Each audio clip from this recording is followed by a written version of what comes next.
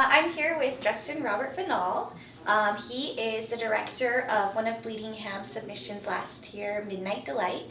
So we're going to talk a little bit about how he created that and any upcoming projects he's working on.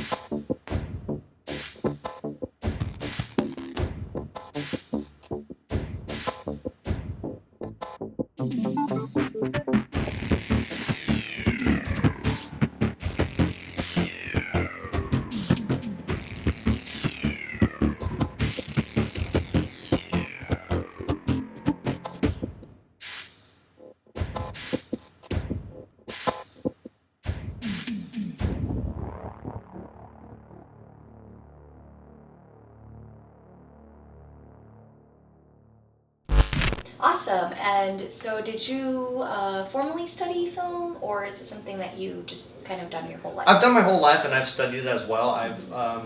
We didn't really have a strong film program in high school, so I did a lot of acting. Okay. So for me, that informed me as a director, because then I get the perspectives of the actors a lot more, and then I get a sense of staging. So a lot of like theater training in high school, and then more video filmmaking production in college. Okay, Yeah. and I understand you do the writing. Does your acting background as well as your directing, has that helped you with your writing?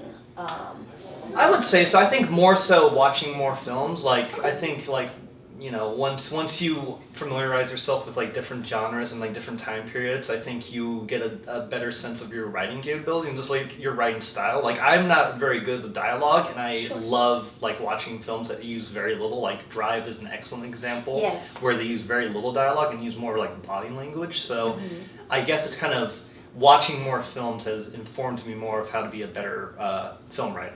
Okay. Yeah, and Midnight Delight definitely. I don't believe there was very much dialogue, if any. No dialogue whatsoever. Okay, so yeah, that I can see that, and you definitely have the same kind of visuals. What were some of the challenges you had creating that? The one major challenge we had with it was we were doing it very loose. So we were like making the movie with just friends and whatnot. I wanted to kind of play with a stylistic approach, because I felt like I kind of became more distant from that. Like, I felt like my films weren't as not flashy for the sake of being flashy, but just stylized and just having a kind of like a interesting vision to it. So I wanted to kind of dabble more into that and kind of play with that and just kind of take away elements that could like get me easily out of a corner. I kind of want to challenge myself and make myself a stronger filmmaker in that respect. Awesome. Yeah. And I understand you are working on a new film, Amiko. Can you tell me a little bit about that one?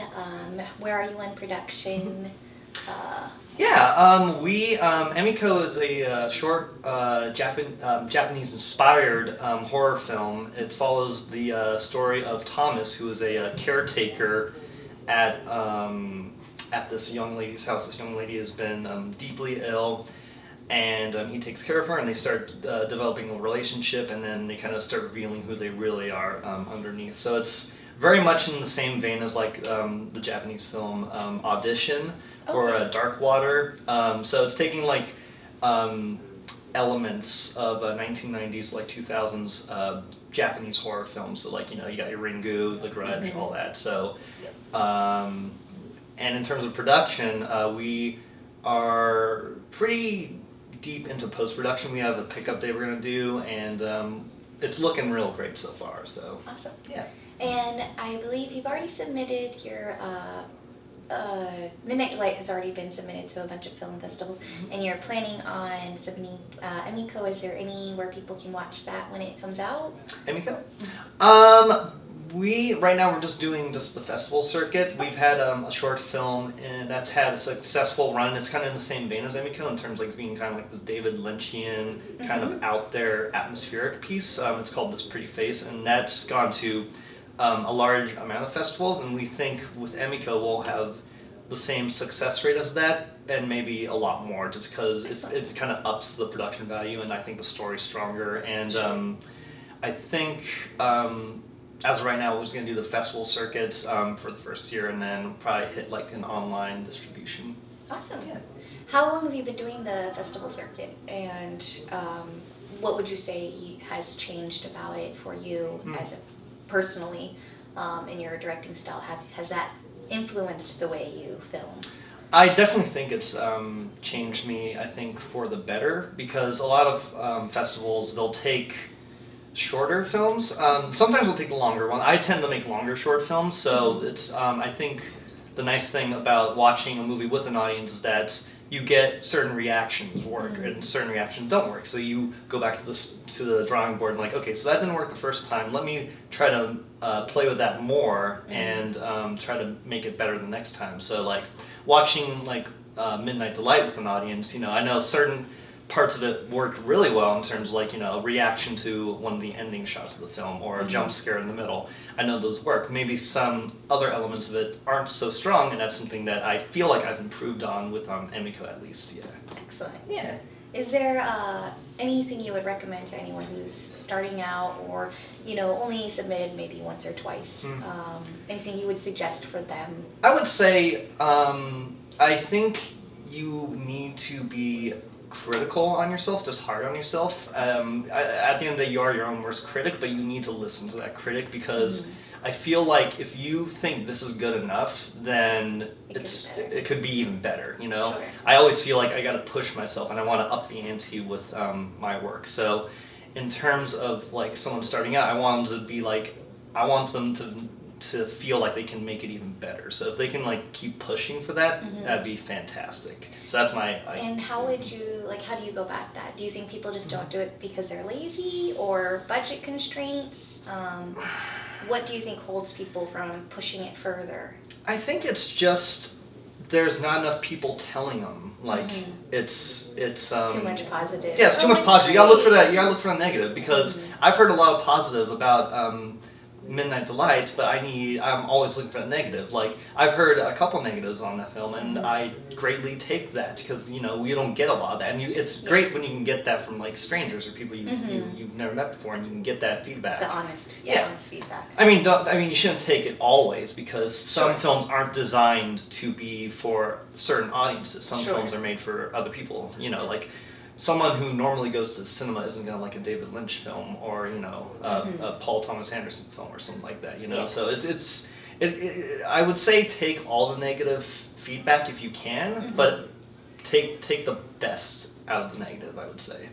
And I would say, I've only seen Midnight Delight, but it definitely had more of the artsy feel to it. Do you feel like that's something that could be limiting to you, especially if you're going into the more horror genre, or do you feel like that's something people are still receptive of? I feel like it's not limiting just because I feel like if the ideas and themes in the story are presented well in terms of like the visual language, I feel like you can play plenty with it, and as long as you establish your world really well. Like for instance, like I have a film called This Pretty Face, and it's kind of about like the concept of like female beauty and the stigma and standards towards beauty, and it's set in this kind of like Twilight Zone world. As long as you can build an interesting world about that and have people kind of fall into it, then I think you can do that artsy stuff with it, you know, and just as long as they're able to grasp it and kind of go along with you, as long as you're able to pull them with you really well, I would say, then I think it just kind of depends on your confidence in the story at the end of the day. Yeah. And I understand you're based in Washington. Do you mostly work with Washington people? Is there anything limiting about being in Washington, or do you feel like you have all the resources you need here? I feel like there could be more. We have a lot of male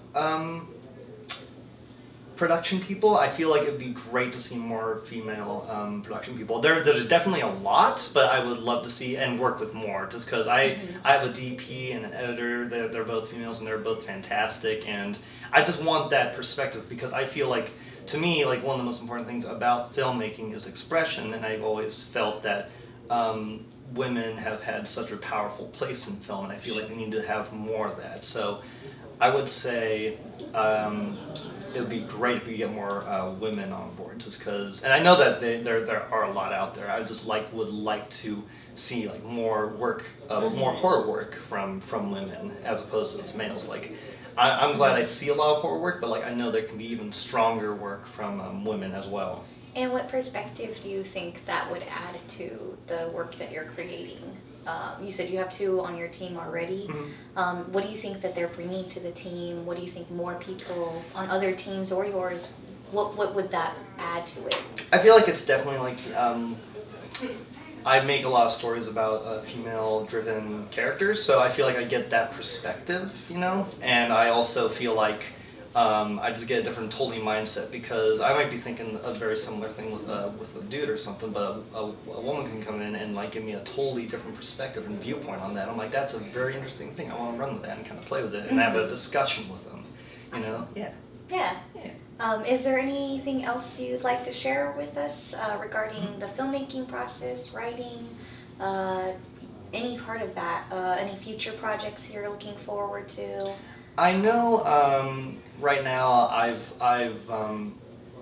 last 3 or 4 years I've been dabbling in the horror genre a lot more, just because it feels to me like a very comfortable genre. Like, I don't mind if I like get pigeonholed in this genre. I feel like I'm able to, like, the horror genre is so diverse, and you can play with so much with it. So I feel like I'm just at the beginning of exploring the horror genre, and I'm really happy with where I'm at with it right now. That's awesome. Yeah. I'm looking forward to seeing more. Cool. Thank you. And will you be planning to submit to Bleedingham this year? Oh, for sure. Awesome. We played last year, and I really enjoyed it, and I can't wait to submit again. Awesome. We look forward to seeing it, and anyone coming to the event, look forward to seeing his work there. Thank you so much. Thanks.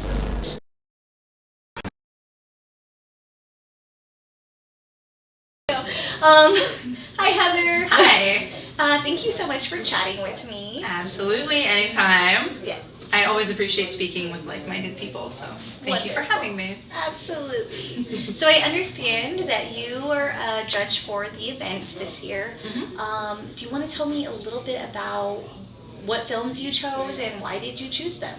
Yeah, so one of the great things about being a judge for a film festival is that you get to watch basically everything that comes through.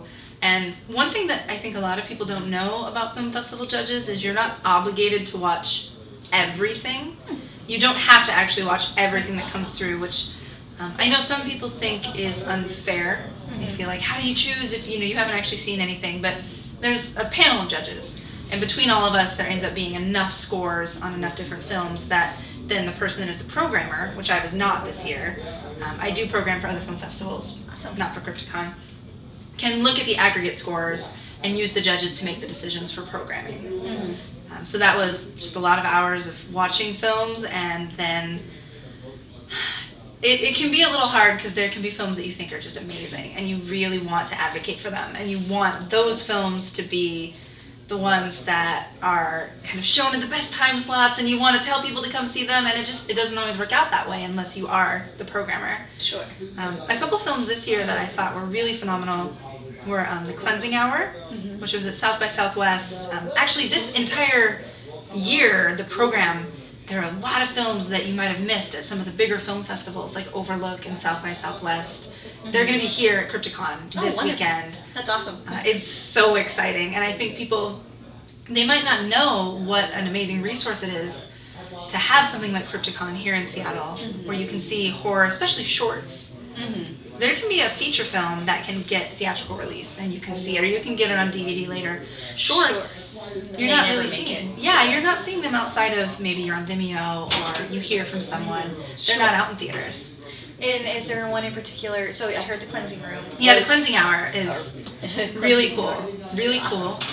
Kookie is one. It's Kookie. Okay. That is, it's really fun, kind of done in a retro style. About a killer clown cookie jar and a little girl. Really cute. Yeah. I'm trying to think of what might be some other ones that are just like amazing that we ended up programming this year, because it was a really solid lineup. That's awesome. That's good to know. Yeah, I would say look at the program. I don't think there's anything that made it through that I was like a hard no on. Like, That's awesome. We were all in agreement, like, of the films that maybe they're not. It's not that they're bad films, Sure. but they didn't really fit the overall flow of the Yes. program they're going for this year. Quick question. You mentioned as a programmer, the person who's putting it all together, is there ever a time when the programmer gets the kind of the vote from everybody, but would go against it, kind of like the Electoral College? Absolutely. Way to bring it around. Yeah. Yeah, absolutely. So for some film festivals, the programmers are the judges. Sure. It's kind of all just the same thing. For some, there is a panel of judges, and then there is one programmer. Sure. And they get the final say. There's a lot of factors that people don't maybe know about that go into what you end up programming. Okay. Some programmers are going to lean much more heavily towards films that were submitted through things like Film Freeway, filmmakers that actually sought us out, paid the fee, got their film in. Some programmers are really going to say, I want to reward that, and I want to choose them over films that maybe we saw at other festivals we thought were great and we invited them. Whereas there's the complete opposite. There's some programmers that they're going to mostly, there's a film festival I'm working on right now that I'm the genre programming coordinator for. It's going to be the inaugural year of Walla Movie Crush. Okay. It's going to be amazing, all shorts, all weekend in Walla, and we're going to have wine pairings with each. Oh, that each sounds screening. super fun. You have to come. It's going to be a great time, and I'm doing the midnight shorts block. That's awesome. And we are almost exclusively going on invites. We're looking at the other film festivals right now. We're looking at other shorts that we're hearing word of mouth about, and we want to invite them to come because we want those filmmakers to be so excited specifically for our festival to come, to have a presence, and then that's a way that we can control that the programming is going to be at a certain quality level that we're trying to convey. Yes. That's not the case with a lot of film festivals. Yeah. A lot of film festivals want to really just show, specifically local filmmakers or specifically novice filmmakers. It all depends on the festival. Sure. And as somebody who is a newer filmmaker and trying to get into it, is there anything in particular that they can do to, gain the higher ratings from judges? That's a great question.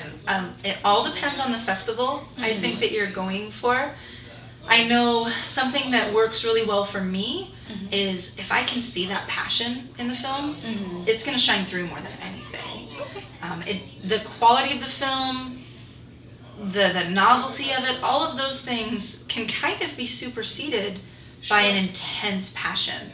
Okay. Something where you can see that this person lived and breathed this, lived and breathed this. They might breed it, but if they did, I wasn't aware of it. Sure. It was their everything, and they put their blood, sweat, and tears into it, and it's a whole different animal when you see that. It's like music. Yes. You can have a band that's just this like grassroots punk band, but it is their life and they're loving it, versus something like Britney Spears. Yeah. Has all the production quality in the world, has all the people working on it, but it doesn't always have that passion. Sure. And that's what I go for. Awesome. If we're talking specifically about horror, yes. If we're going to go horror, I think one of the most important things right now about being a newer filmmaker in horror is being aware of the fact that over half of the people in the world are women. Yes. The majority of people in the world are not between the ages of 18 and 30. Yep. And if it is your goal in life to just make film for bros between the ages of 18 and 30, go ahead, but don't expect it to be embraced. Yes. And you've touched on a really important subject where, women are often the victims of horrific acts. And it, is that something that you consider in films? What is it that women have to go through versus men? And does that affect your judgment of a film? Yeah, there's a really interesting line between a film that depicts misogynist versus a film that is misogynistic. Yes. And is misogynistic, or is it just misogynist? I think it's misogynistic. If it's not, then I think it's a word we use anyway. Okay, good. Okay, we're good. I do a film event called Shriek, a Women of Horror film class, and it's not just female filmmakers. Sure. It's also just films that we can really get into and talk about gender studies and all sorts of politics. Yeah. And you can do that with most film that is of any sort of genre. Yeah, but I think horror is really important because you can have a film that shows things happening to women. Sure. And it can reflect for women what their everyday experience is like, and then you can find a way to make that resonate with them, versus using your film as an excuse to do things to women. Yes. American Psycho, I think, is a great example of a book that was very misogynistic. Yes, And- absolutely. And then a woman director, Mary Herron, took it and made it into a satire about misogyny. Mm-hmm. And it's something that's difficult to explain to someone Sure. what that change is, but it's there and it's Yes. tangible and it's important. Yeah, and it's definitely, I'm not of popular opinion most of the time when I say I'm not a big fan of that story. Mm-hmm. And I think it's because I'm coming from a female perspective. Mm-hmm. It's a very uncomfortable film. Yes, yeah. So that's really awesome. And so Shriek, you guys explore. It's every when does that happen? Usually it's monthly. Sometimes Okay. it'll be more than once a month. Okay. We do it at Naked City Brewery right now. Okay. They have a really cool film room. They have a projector and a screen and surround sound, and you can have a beer and watch a movie, and then actually learn something about film theory, gender studies, queer studies. It's definitely a feminist space, and Sure. I want to be clear. The word feminist is sometimes misunderstood. Yes. And when I say feminist, I'm not saying, women above everything. Yes. I'm saying that nothing should be determined by someone's gender, Yes. sexuality. Mm-hmm. In that way, we want to say we're not the same, but we're equal. Yes. Absolutely. And, Always. that's what we try to do, is we try to have this space where people can come and talk about these horror films and really talk about how the things that they're seeing are reflections of their thoughts or their feelings or their experiences, and it's fucking fun. It is really fun. It's an amazing thing that we get to do. We're very lucky to get to do that. And if people want to go to this event, how do they find it? You can find us on Facebook. Awesome. We sell our tickets through the Stranger Tickets site. We're at Naked City. They tend to have us on their calendar. You can just show up. Awesome. Just find us. You can message me. That's another thing I would definitely say for newer filmmakers. Try to actually talk to the people who you want to screen your films. Sure. Like- the people screening, Yeah. people they're representing in the films. Mhm. I would say I've noticed more in media that people who are, whatever they're trying to portray in a movie or a show, it seems like they're bringing in more of the real life thing. It's they're bringing in those people who've experienced these things, but.